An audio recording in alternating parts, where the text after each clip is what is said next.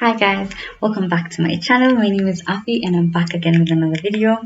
This video is going to be called 10 top tips for God's messengers. So the reason why I felt inspired to do this video about tips for messengers is because I think as people of faith, we all sort of are messengers in one way or another. You don't have to be a pastor, you don't have to have a YouTube channel, you don't have to be at the front line being the one giving a crusade or something of that sort. You don't have to be like that, but you are God's messenger, and how you live your life shows is a very, very good indication of your faith, sort of. And it's not even for people outside to judge you, but it's for people who don't know God to see God through you. I think that's what's important. So if that topic interests you, I hope you keep watching. If you know anyone who would benefit from this video, please do not hesitate to share with them. If you end up liking this video, please give it a thumbs up. That helps the algorithm so much, and it helps a lot of other people to get to see this video. So if you think this is a good message, so so that other people can get to see it. Right? And if you aren't subscribed yet, please make sure you subscribe and turn on the notification bell so you can get notified every single time I post a new video. So I don't know if I mentioned this, but this is day 86 of the Bible plan in 1 year by Nikki Gumbel. I've talked about this Bible plan so many times. Everybody at this point who's watched my videos before knows about this Bible plan. So if you don't know, I'm going to link the playlist up here that has all the Bible plan videos, and you can just check all of those out because they're very inspired. I like to think that they are. So the first part is telling a story of Billy Graham, who basically lived a really, really good life. And he said before he died, "Someday you will read or hear that Billy Graham is dead. Don't believe a word of it. I shall be more alive than I am now. I will just have changed my address. I will have gone into the presence of God." So the first tip is to stay close to God. And this is from Psalms chapter 37 verse 32 to 40. If you want to hear God's message, you need to wait passionately for God. Don't leave the path. The spacious free life is from God. It's also protected and safe. God strengthened, we're delivered from evil. When we run to Him, He saves us. So make sure to stay close to God. That's the first tip. Second tip, seek peace. God's messengers must be messengers of peace, for there is a happy end for the man of peace. God's messengers should not be stars or seek to bring unnecessary division. Rather, be a person of peace. Jesus said, "Blessed are the peacemakers." The third tip to say in seeking peace is, I think it's a verse in the Bible that says, "Where there is hatred, let me sow love." I don't know if that's a verse in the Bible or if it's a prayer that people say, but that statement, "Where there is hatred, let me sow love," I think it's a Bible verse, and I'm going to mention it. But yeah, so just remember that. Do not be the one who is creating conflict in a place. That's just not it. That's not the Bible. The third tip is, do not judge. Jesus says, "Do not judge and do not condemn." Don't pick on people, jump on their failures, criticize their faults. Jesus' famous story about trying to take a speck of dust out of someone else's eye when we have a plank in our own eye is a challenging one. It is far easier to see the faults in those around me than to see my own shortfalls and weaknesses. If we live this way, we will always be falling out with others. I need to pay more attention to my own faults and the areas where I need to grow. Only then can I help reconcile others to God in their struggles. When you treat others with the same patience God shows you, you are much more likely to get on with everybody else and recognize the validity of other people's ministries. I remember doing another video, I think the video where I talk about forgiveness, where it just says that people who have been forgiven will be able to forgive, and that's the vibe here as well. If you realize that you haven't been judged for your shortcomings, then who are you to judge somebody else for their shortcomings? And not judging does not mean not pointing out when somebody is wrong, but it really does mean that when you point out when someone is wrong, you do it with love and not from a place of I'm better than you because I don't do the things that you do. The fourth thing is, forgive others. from my video forgiveness. I'm going to link it up here. Jesus said, forgive and you will be forgiven. Forgive people even if they are not sorry. Forgiveness saves the expense of anger, the cost of hatred, and the waste of energy. The forgiveness that God gives you should be a virtuous circle that overflows into your relationships with others. And something that I remembered here was, there's a song by Demi Lu, and it's interesting because what happens to me is I always link something to something else, and it's not usually like gospel songs only always, but it just goes to show that everything can be a lesson, honestly. So anyway, there's a song by Demi Lovato and Noah Cyrus, and the song is called Easy, and there's a part that the bridge actually says, I hope that you forgive me even if I didn't say sorry, and I'll do the same thing for you as well. And I think that's the message here, right? Forgive people even if they haven't apologized. We would love for people to apologize for the bad things that they do to us, and I think there are some times that you can communicate that this is a boundary for me and please don't cross it, but then again, I think there are some times you just need to let it go, because you'll be angry forever, and being angry is not the vibe. The fifth thing is give away your life. As we saw yesterday, generosity is at the heart of Christianity. In this passage, Jesus reiterates that message. Give away your life. You'll find life given back, but not merely given back. Given back with bonus and blessing. Giving, not getting, is the way. Generosity begets generosity. And this is a very big lesson, and I've mentioned in another video that I'm really trying to take myself out of my head and stop thinking about myself only, because that gives me a lot of anxiety. It gives me a lot of anxious thoughts, just thinking about myself. And then whenever I take a moment to think about somebody else, then there's more peace there, because it's not just me going through this situation, it's someone else's. And so yeah, just that whole idea. But the idea of giving away your life and generosity begetting generosity. I think sometimes there's this phrase that goes around that's like, you can't give from an empty cup, right? Which basically means that you need to fill your cup before you can share with other people. And I think that is true to that. I think there is truth to that. But I also think that generosity does beget generosity, and we think that when we give and give and give, then we'll get to a place where we can't give anymore. And I think that point where we feel like we can't give anymore is the point where selfishness comes in. And if you take a moment to step back and stop thinking about yourself, then you realize that you actually do have the ability to keep giving. And this is not to say that you should let people take advantage of you. That's not what I'm saying. I'm just saying that sometimes you actually need to take a step back and realize that what you are doing is selfish, and it's not a good vibe. And just remembering that generosity does beget generosity. So the more you give, the more you want to give. You give and give and give, and you're just like, oh, maybe I can give more. And usually giving is in very many different ways. It doesn't have to be you giving somebody money. Sometimes it's doing stuff for people. And the more you do stuff for people, the more you think about doing stuff for other people. And I think for me as well, even in the thinking about doing stuff for my friends or the people around me, right? There's moments when I'm just like, oh, that's so much work. But that's the moment when I'm only thinking about myself. I'm not thinking about the other person. So it's been interesting to just figure that out about myself this year, and I hope that helps you. So the sixth thing is hitch your wagon to a star. I actually used this statement talking to my friend yesterday.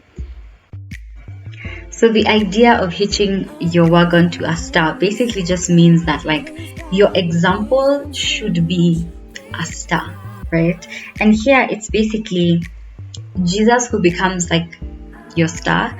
But something that Jesus says is, the student is not above the teacher, but everyone who is fully trained will be like the teacher. I like that. The reason why I like that is because I think a lot of times we think that if we teach and teach and teach, then somebody is going to become better than us and then they'll take over our role. And I don't think that's true. I think there is space for everyone in the world. And I think I've mentioned that in another video. And there is space for everyone in this world. And there is space for you to become better and better. I think the more you teach, the better you become. If I use this YouTube channel as an example, when I first began, I was so shy. I was so scared. I didn't know what to say. There was just a bunch of stuff. And the more I did videos, the better I've become. If I do say so myself, the better I have become in like even like conveying my thought process and things like that. Coming up with content as well has become so much easier, and not necessarily easier like there's no work in it, but it's just more like the more you do something, the better you become at it. So the more you impart knowledge, the better you become at imparting knowledge, or even the better you become at practicing whatever it is that you're trying to impart in other people. So make sure to hitch your wagon to a star. So your role model, the idea of having a role model, that's where this comes in. Your role model should not be somebody whose life is just like a mess. And that's not even from a place of judgment, it's more from a place of like, think about your future. Like, hitch your wagon to a star. I feel like I don't know how else to say it because I really like that statement. But yeah, so Jesus should be our star. The way Jesus lived his life, that's the way we should be trying to live our lives. And essentially, hopefully, we can get to a place where we are perfect as Jesus became perfect. Yeah, the seventh thing is guard your heart. The idea of guarding your heart is so important to me. It is such an important thing, and I feel like I talk about it so much, not only on like YouTube videos, I talk about it even in my personal life. Like, you have to know how to guard your heart. You have to know what things entail guarding your heart. And so that's the seventh point, guard your heart. Jesus basically says, good people bring good things out of the good stored up in their hearts, and an evil person brings evil things out of the evil stored up in their hearts. For out of the overflow of one's heart, the mouth speaks. I like that. The idea that everything you say is out of the overflow of your heart. I think that's such a really interesting concept that I didn't understand before. Because I remember when it came to if we think about just like the way the world is right now, the culture, let's call it culture. If we think about culture right now, the idea of cussing is not a bad thing, right? And I'm not even coming from a place of judgment because I have an entire video about cussing and I'm gonna link it up here. But I remember being in a place where I was like, I cuss, but I'm not a bad person. Like, I know my heart is not bad, and I cuss, so I don't know what you're saying. But I realized that what that was I was consuming so much content that had so much cussing that I could not cuss. Does that make sense? So the moment I stopped consuming as much and I'm not gonna say that there's nothing that I watch that has cussing, because in this world that is difficult. But there are people who actually don't watch anything that has cussing, which is, all hail to them, respect. But I realized that the fact that I was not watching so much content that had a lot of cussing or just all of these things that are propagated by culture, it changed something in me, and I started cringing when I had a cuss word, which is crazy because I was like, me cringe? That is mad. And I don't cringe like, ooh, like visibly. I don't cringe visibly, so like I'm not gonna be out here telling somebody, don't say such words to me, please. We had a girl in high school who used to do that, and I used to honestly feel like she was such a light. Like, it was so interesting to me for someone to be like, no, I don't like that you're using that statement in front of me. Now I get it, but then I didn't get it, and now, much respect to the girl. I don't know if she watches my videos, but I think she would know. If she watches my videos, she would know who she is.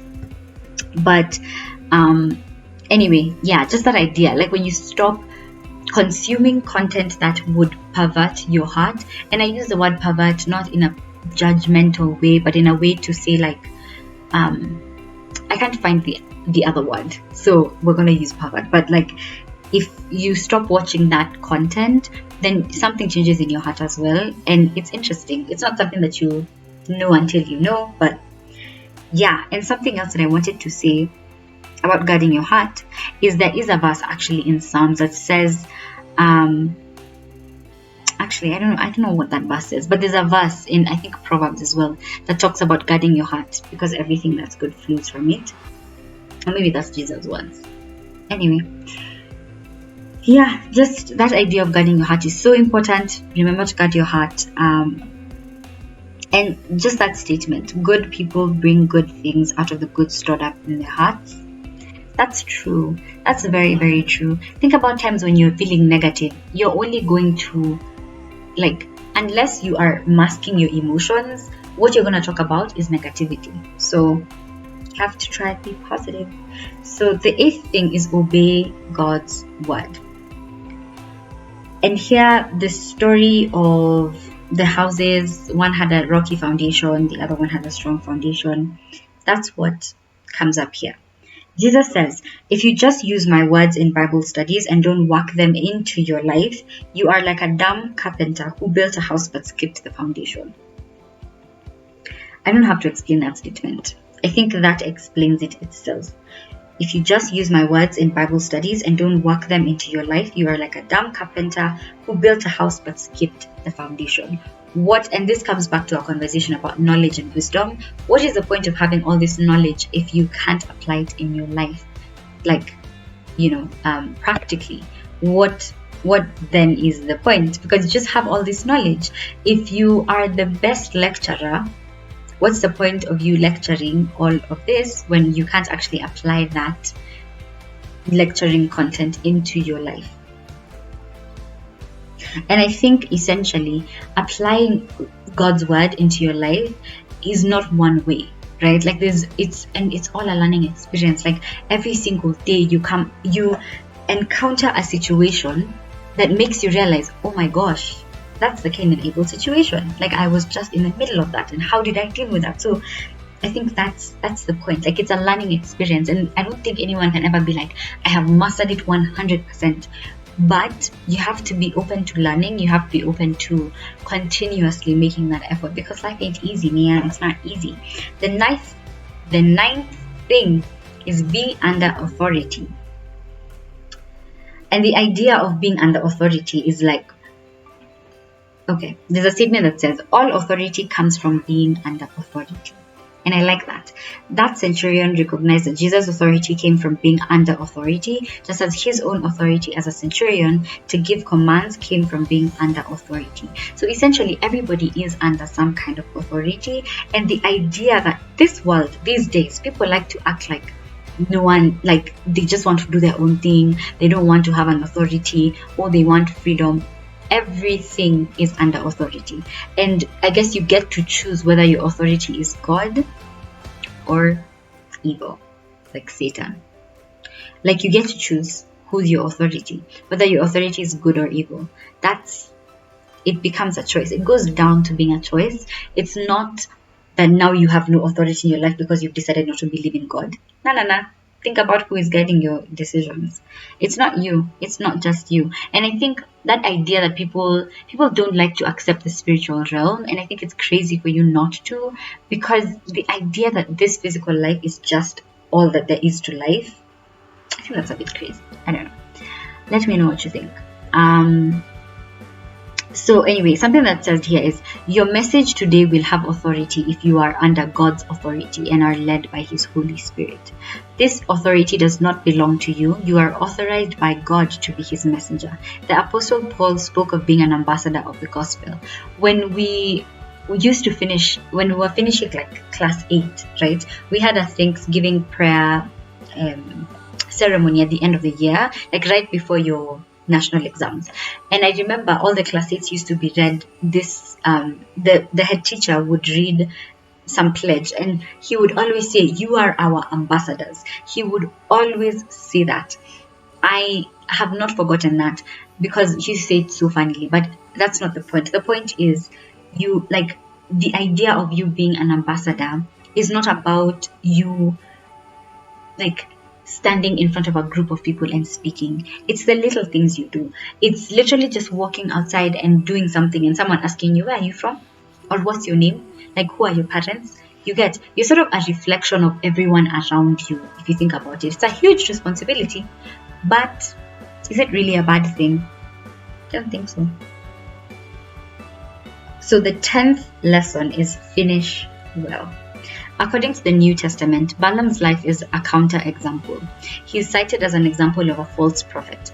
They have left the straight way and wandered off to follow the way of Balaam son of Bezer, who loved the wages of wickedness, but he was rebuked for his wrongdoing by a donkey, an animal without speech, who spoke with a human voice and restrained the prophet's madness. It is a warning against ignoring the guidance of the Holy Spirit. 3 times the angel of the Lord tried to stop Balaam going with Balak. But Balaam was determined to go in spite of the fact that the angel of the Lord was trying to stand in his way, and said to him, I have come here to oppose you because your path is a reckless one before me. Balaam had set out to accept a fee for giving Balak the oracle he wanted to hear. Yet we see in the passage for today that at one stage in Balaam's life, he had tried to do the right thing. He said, I must speak only what God puts in my mouth. Balaam's life is a warning that even those who are used by God can get themselves into a mess. It is an encouragement to keep on doing what Balaam at one point set out to do, to hear God's message and pass it on to others. Be faithful and finish well. And I guess that's the idea. Finish well. Make sure that you don't only listen to God in the beginning, that you continue to listen to God's instructions, you continue to seek God's guidance, and yeah, that's how you show people who God is, honestly. We like to think that we show who God is by speaking, and here I am with a YouTube channel saying this, but still, we like to think that that's what it is. It's like standing in front of people, and if I can say it enough times, then people will believe it. But I don't think so. I think it's the way you live your life. What are the things that you do in your life? What are the words that you say? What's the kind of example that you're setting for the people around you? That's what people actually watch. So you can preach all you want, but if your life is opposite from what you're preaching, like for example, if you're preaching love and yet everything you're posting on like social media is sort of like inciting hate and division, then is that a good representation of God? I wonder. And I'm not here to answer the questions, just here to ask you that. So the verse that I would like to put for this day is Luke chapter 6 verse 46. And the message is, and why call ye me Lord, Lord, and do not the things which I say? In that statement, okay, so I decided to be reading the King James Version because I feel like it's the one that's least like tampered with by like language. I think it's hard to understand, but just that idea. What's the point of calling God God if you're not going to actually do the things which God says that you do? I think that's a big thing that I'm trying to remind myself. Like, I can be out here speaking on the YouTube telling people love others. I can be here saying you need to think about others. I can be here saying you need to gratitude journal. But if I'm not doing it myself, then there's something that I'm doing wrong and I have to reevaluate my life. And I think it's essentially a learning process. And for me, even going back to these videos sort of like reminds me, am I doing this in my life right now? Is this the way I am living my life? And I'm hoping that that's what I'm doing. So anyway, I hope you enjoyed this video. If you did, please give it a thumbs up and I will see you next time. Bye.